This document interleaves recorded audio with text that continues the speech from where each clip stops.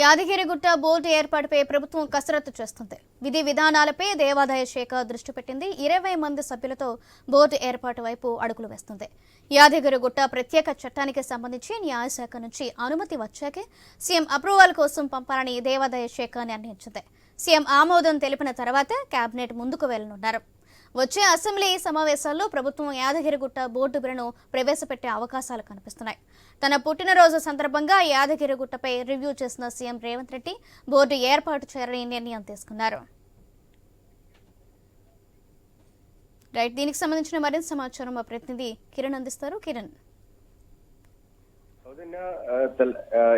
Congress party అధికారంలోకి వచ్చిన తర్వాత యాదగిరిగుట్టలో కొన్ని మార్పులనైతే చేస్తా ఉందని చెప్పొచ్చు. ఇప్పటికే యాదగిరిగుట్ట బోర్డు ఏర్పాటుపై రేవంత్ సర్కార్ కసరత్తు చేస్తా ఉంది. విధి విధానాలకు సంబంధించి కూడా దేవాదాయ శాఖ ప్రత్యేక దృష్టి పెట్టింది. 20 మంది సభ్యులతో బోర్డు ఏర్పాటు చేయాలని కూడా అడుగులు వేస్తా ఉంది. అయితే యాదగిరిగుట్ట ప్రత్యేక చట్టానికి సంబంధించి న్యాయ శాఖ అనుమతి కోసం ఇప్పటికే సీఎం అప్రూవల్ కోసం పంపాలని కూడా దేవాదాయ శాఖ నిర్ణయించిన నేపథ్యంలో సీఎం ఆమోదం తెలిపిన తర్వాత ఈ నివేదిక మొత్తం కూడా కేబినెట్ ముందుకు తీసుకెళ్తున్నారు. అయితే వచ్చే అసెంబ్లీ సమావేశంలో ప్రభుత్వం యాదగిరిగుట్ట బోర్డు బిల్లును ప్రవేశపెట్టే అవకాశాలు అయితే ఉన్నాయని చెప్పొచ్చు. ఇప్పటికే ఇటీవల రేవంత్ రెడ్డి తన పుట్టినరోజు సందర్భంగా యాదగిరిగుట్ట బోర్డు ఏర్పాటు చేస్తారని కూడా చెప్పడం జరిగింది. ఆ ప్రతిపాదనకు సంబంధించి మంత్రుల అంటే కేబినెట్ లో కూడా చర్చించినట్టు కూడా తెలుస్తా ఉంది. అయితే ఇన్ని రోజులు యాదగిరిగుట్ట ఆలయంలో కేవలం ఈవోలకు సంబంధించిన